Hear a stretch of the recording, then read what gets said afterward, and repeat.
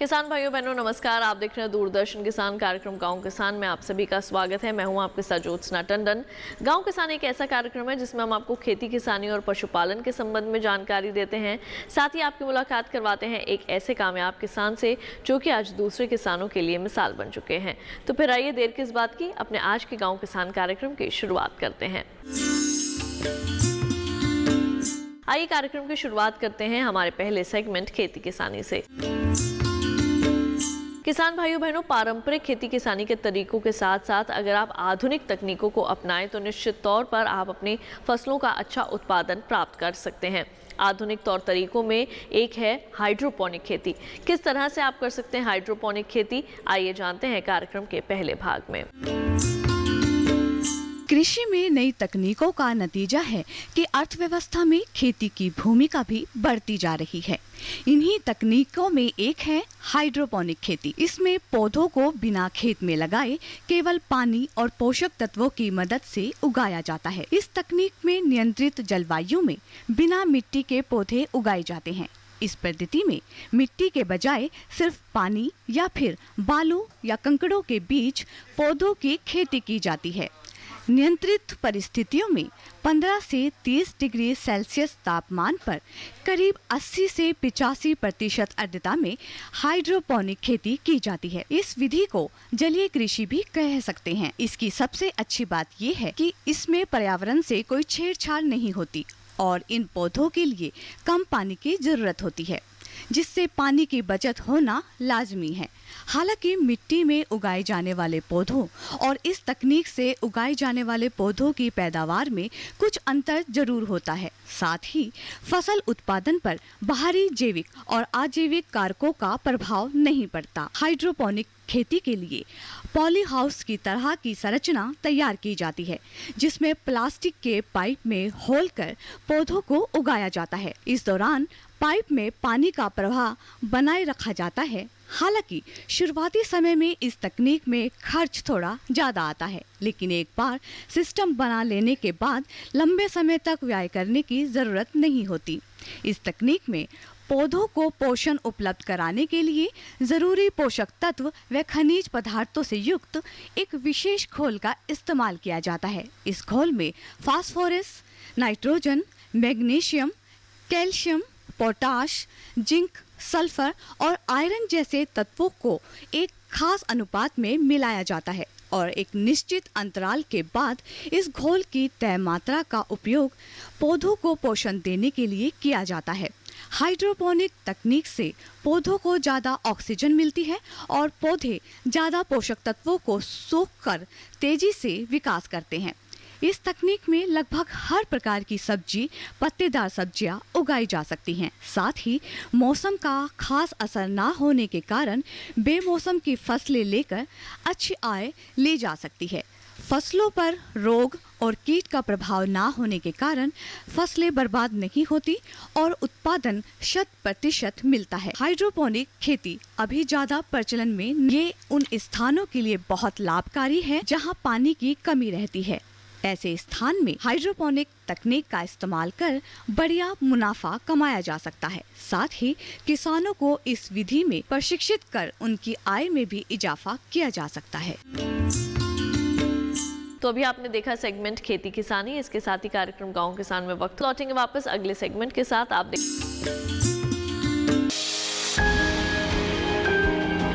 सहेजे कण कण को, सुंदर दे रूप रंग आकार, स्वस्थ जीवन रहे जमी पर, इंद्रधनुष हो साकार।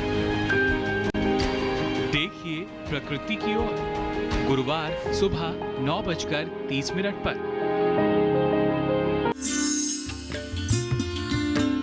ब्रेक के बाद एक बार फिर आप सभी का स्वागत है कार्यक्रम गांव किसान में। आइए कार्यक्रम में बढ़ते हैं आगे और अब देखते हैं सेगमेंट हमारा पशुधन। अपने आज के इस सेगमेंट में बहुत ही दिलचस्प जानकारी आपके लिए लेकर आए हैं। आज हम आपको बताने वाले हैं किस तरह से आप कर सकते हैं भैंस पालन, किस तरह से भैंस पालन करके आप अच्छा उत्पादन प्राप्त कर सकते हैं, कौन सी अच्छी नस्लें हैं जिनका आप चयन कर सकते हैं और किस तरह से अपनी आय में वृद्धि कर सकते हैं। आइए तमाम बातें जानते हैं कार्यक्रम के इस भाग में। भारत में कृषि के साथ साथ दुधारू पशुपालन काफी लोकप्रिय है। करीब 23% ऐसे परिवार हैं जो खेती के साथ साथ पशुपालन भी कर रहे हैं। मैंने इसको करीबन 5 भैंसों से स्टार्ट किया था और आज मेरे पास करीबन 17 भैंसें हैं और एक बुल भी है अच्छी किस्म का, जिसको आप सुल्तान एक बुल है हरियाणा के अंदर, तो उसका जो बच्चा था मैंने वो लिया था भाई, ताकि अच्छी नस्ल की भैंसें मेरे को मिले, कटड़े कटरी जो भी हों अच्छी बढ़िया नस्ल के मिलेंगे तो उसमें प्रॉफिट होगा, अच्छा दूध निकालेंगी।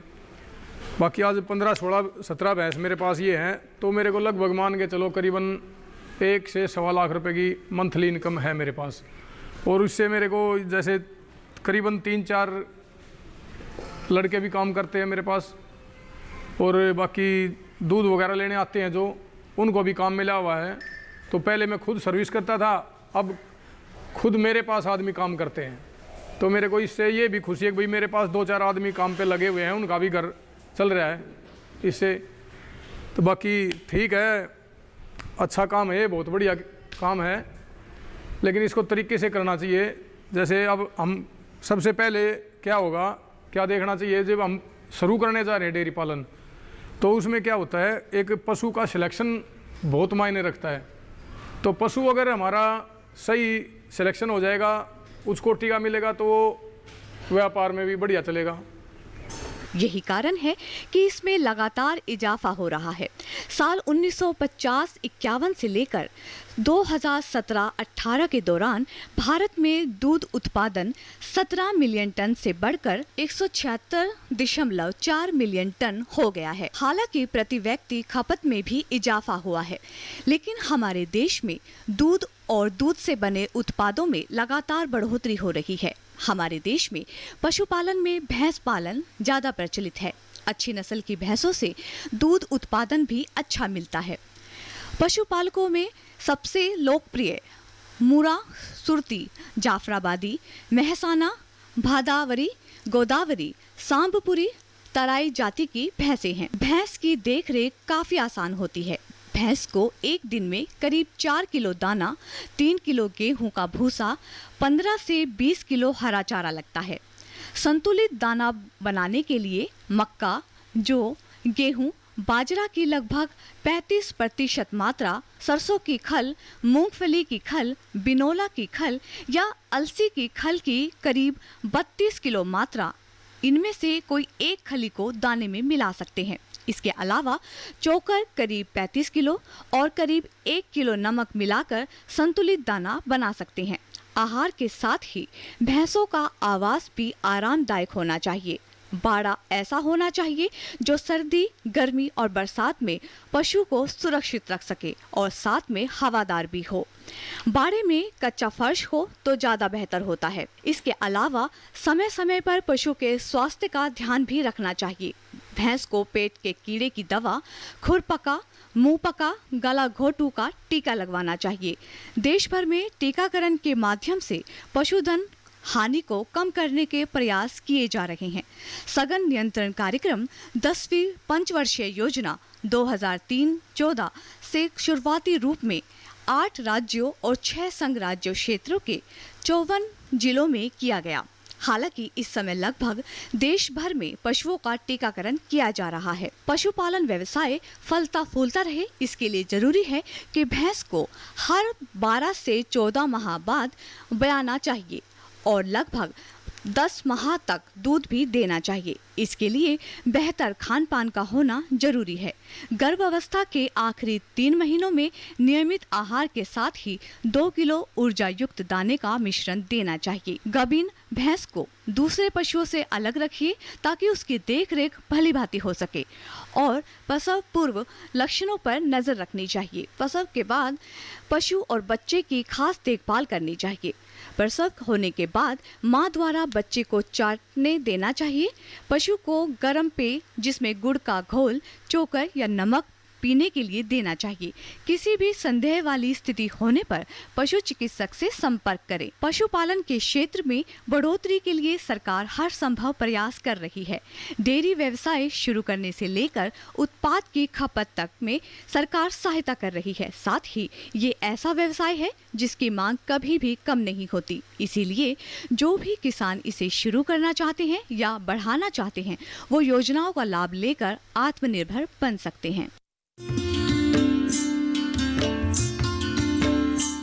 तो किसान भाइयों बहनों, अभी आपने भैंस पालन के संबंध में तमाम विशेष जानकारियां जो है वो हासिल की। अब आइए कार्यक्रम में बढ़ते हैं आगे और आपको बता दें कि इस माह का पशुपालक कैलेंडर क्या सलाह देता है।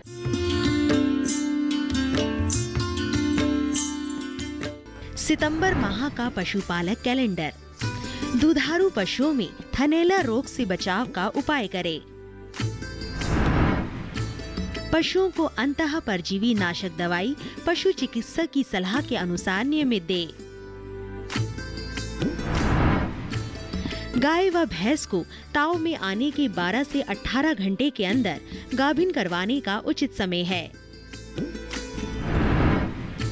बरसीम की बिजाई इस माह के अंतिम सप्ताह में शुरू करें।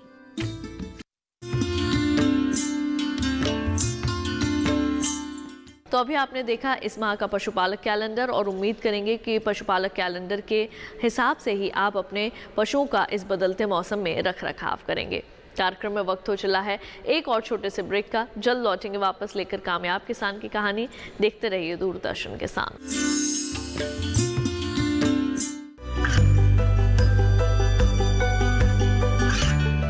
गांवों और पिछड़े क्षेत्रों में सरकारी योजनाओं की जानकारी पहुंचा। देश में कौशल और क्षमता विकास कर ग्रामीणों को सामाजिक बदलाव और विकास से जोड़ने की दूरदर्शन किसान की पहल चौपाल चर्चा देखें सोमवार से शुक्रवार सुबह 9 बजे। ब्रेक के बाद एक बार फिर आप सभी का स्वागत है कार्यक्रम गांव किसान में। आइए कार्यक्रम में बढ़ते हैं आगे और अब देखते हैं सेगमेंट कामयाब किसान की दास्तां। किसान भाइयों बहनों, आज हम आपकी मुलाकात करवाने वाले हैं एक ऐसी सफल महिला किसान से जिन्होंने कड़ी मेहनत करी और परिश्रम किया, साथ ही आज दूसरी महिला किसानों के लिए भी मिसाल बनी है। तो आइए देखते हैं उनकी सफलता की ये कहानी।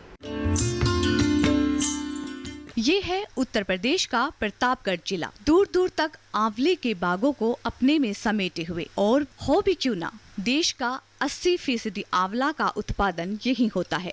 यहाँ का आंवला अन्य जगह की तुलना में आकार में बड़ा और गुणों से भरपूर होता है, जिन्हें खास बनाती है यहाँ की मिट्टी और जलवायु। प्रतापगढ़ जिले के 16 ब्लॉकों में करीब 12,000 हेक्टेयर में आंवले की खेती की जाती है। प्रतापगढ़ जिला आंवले के लिए तो जाना ही जाता है, साथ ही जाना जाता है कामयाब किसान गायत्री सिंह के लिए। आंवले के साथ गायत्री सिंह का नाम यूं ही नहीं जुड़ गया। इसके पीछे भी अपनी एक कहानी है जो संघर्ष से शुरू होकर सफलता तक पहुंचती है। विरासत में मिले 2 बीघा के आंवले के बाग आज 7 बीघा में मुस्कुरा रहे हैं। हमारे घर के बगल में ही हमारी 2 बीघे ज़मीन है। तो पहले तो इसमें खेती बाड़ी होती थी, तो हमारे अगल बगल में आंवले थे, वो बिकते थे, उनको कुछ पैसे अच्छे मिल जाते थे। हमने विचार बनाया कि लाओ हम भी आंवले लगा दें, तो इसमें हम आंवले लगा दिए। 2-4 साल में फलत देना भी शुरू कर दिए। फलत देना जब ही शुरू किए, उसी समय संयोगवश हम फ्रूट प्रोसेसिंग के प्रशिक्षण में बिल्कुल जानकार हो गए। जानकार होने के बाद हम इनका प्रोडक्शन शुरू किए तो हमें उसमें लाभ मिलने लगा। तो आंवले की देख रेख से और उनकी सुरक्षा बड़े ध्यान से करने लगे कि हमें ज़्यादा फल देंगे तो हम ज़्यादा प्रोडक्ट बनाएंगे और ज़्यादा फ़ायदे होंगे। तो ये 2 बीघे के आंवले पहले छोटे थे, कम फल देते थे, 10-20 कुंटल जो मिलता था उसका प्रोडक्शन करते रहे। फिर हमारे ध्यान में आया कि हमारे पास और 8 बीघे ज़मीन है, 7 बीघे, तो हम उसमें भी आंवला लगा दें तो हमें अच्छा पैसा मिल जाएगा। फिर हम अपने पति के सहयोग से उसमें भी लगाना शुरू कर दिए। हम दोनों लोग बड़े सुबह निकल जाते थे, बच्चे सोते रहते थे तो 4 ही बजे निकल जाते थे और घूमते टहलते वहाँ बना के अपना थाले वगैरह और शुरुआत शुरू कर दी। फिर जब वो आंवले भी तैयार हो गए, मेरा प्रोडक्शन भी शुरू हो गया, अच्छी खासी बिक्री होने लगी। अब इससे तो हम प्रोडक्शन कर लेते हैं क्योंकि इसमें अब अधिक फल आने लगे हैं, और वो जो बाद में लगाएं उसमें कम फल आते थे। तो हमारे जो सहभागी लोग हैं प्रोडक्शन करने वाले, उनसे हम बातचीत किए कि कौन फ्रांसीसी आंवले क्या रेट जाएंगे क्या, तो अच्छे भाव से और हर वैरायटी अलग करके उनको दे देते हैं। जो व्यापारियों को देते हैं तो कम पैसा मिलता है, अगर हम अपनी वैरायटी और उसमें छटाई करके सहभागियों को देते हैं तो अच्छे पैसे मिल जाते हैं। तो आज हमें आंवले से पर्याप्त धन मिल रहा है, प्रोडक्शन भी मेरा हो रहा है और पर्याप्त धन मिल रहा है। समय में ही हम गेहूँ चावल जितना हमको ज़रूरत होती है उसको लेकर के अपना भंडारित कर लेते हैं और खुश भी हैं, पैसा भी है, उससे बच्चों की पढ़ाई लिखाई भी हो रही है और अपना हर काम हो रहा है। तो आंवला लगाने से मेरा सब कुछ अच्छा हो गया है। समय सीजन आंवले जब गिर जाते हैं तो उसकी देख रेख भी हम करते हैं। उसकी देख रेख में हम पति पत्नी दोनों आते हैं। तो हम अगर जाले निकाल रहे हैं तो मेरे पति हमको केरोसिन लगा के पकड़ा दे रहे हैं, काटन को केरोसिन लगा करके, और जब हम उसकी सफाई कर रहे हैं तो पुताई कर रहे हैं। तो इसलिए भाई सहयोग से बहुत बल मिलता है। प्रतापगढ़ जिले के छोटे से गांव गोंडे गांव की रहने वाली गायत्री ने आंवले की खेती ही नहीं की बल्कि इसके प्रचार प्रसार में भी अपनी अहम भूमिका निभाई है। विरासत में मिले आंवले के बागों को विस्तार देने के लिए नए बाग तैयार किए गए, जिनमें 2 से 4 साल में और फल मिलने लगे। इसी दौरान गायत्री सिंह ने फूड प्रोसेसिंग का प्रशिक्षण लिया। इस प्रशिक्षण ने उन्हें सफलता की एक और पायदान दी। अब बागों से मिल रही आवाक को बाजारों में सीधा बेचकर प्रसंस्करण का काम शुरू किया गया, जिसमें आंवले से बने मुरब्बे और अचार जैसे उत्पाद शामिल हैं। इसके लिए गायत्री सिंह ने एक छोटी सी फैक्ट्री खोल रखी है, जिसमें उत्पाद निर्माण से लेकर उसकी पैकिंग, लेबलिंग और मार्केटिंग से जुड़े सारे काम किए जाते हैं, और उनके इस काम में उनका पूरा सहयोग देते हैं उनके पति इंद्र बहादुर सिंह। इसके अलावा इनके पति उन कामों की भी पूरी जिम्मेदारी लेते हैं जिन्हें काम करने में गायत्री असमर्थ हैं। आय व्यय के ब्यौरे से लेकर बैंक संबंधी सभी कामों को बखूबी निभा रही हैं। अपनी इस मेहनत से परिवार की आर्थिक स्थिति में सुधार तो हुआ ही है, साथ ही बच्चों को अच्छी शिक्षा देने में भी ये दंपत्ति आत्मनिर्भर हुए हैं। गायत्री सिंह के साथ जुड़ने से हमें इनकी समय समय पर सारी मैं मदद करता रहता हूँ। बहुत से ऐसे कार्य हैं जो ये करने में असमर्थ हैं, जैसे बाज़ार से चीनी लाना और उसे बनाने में जो केमिकल्स लगते हैं उनको लाने के लिए, वो सब मैं इनकी सहायता करूँ। बाकी कागज़ तैयार करने में, जैसे 1 किलो मुरब्बा बनाने में क्या लागत आएगी, इस चीज़ हमने इनको जानकारी दिया, इनको बना करके दिखाया। जो भी होती थे हम दोनों लोग बैठ के आपस में डिस्कस कर लेते थे कि हाँ 1 किलो या 1 कुंटल बनाने में इतनी लागत आएगी, इतनी चीनी होगा, इतने में ये बिकेगा, फिर इसमें हमको कितना प्रॉफिट आएगा। आज जिले में गायत्री सिंह को आंवला कंसल्टेंट के नाम से जाना जाता है। आसपास के किसान इनसे प्रेरणा, मार्गदर्शन लेकर अपनी खेती और आय को बढ़ा रहे हैं। आलम ये है कि हर मेले में इनके आंवले से बने उत्पाद आसानी से मिल जाएंगे। उत्पाद की यही सहजता उनकी कामयाबी का पर्याय है। तो अभी आपने देखा सेगमेंट कामयाब किसान की दास्तां। इसके साथ ही हमारे आज के गांव किसान कार्यक्रम के इस अंक में बस इतना ही। उम्मीद है कार्यक्रम में दी गई जानकारियां आप सभी के जरूर काम आएंगी। आज के लिए केवल इतना ही। मुझे दीजिए इजाजत। आप देखते रहिए दूरदर्शन किसान। नमस्कार।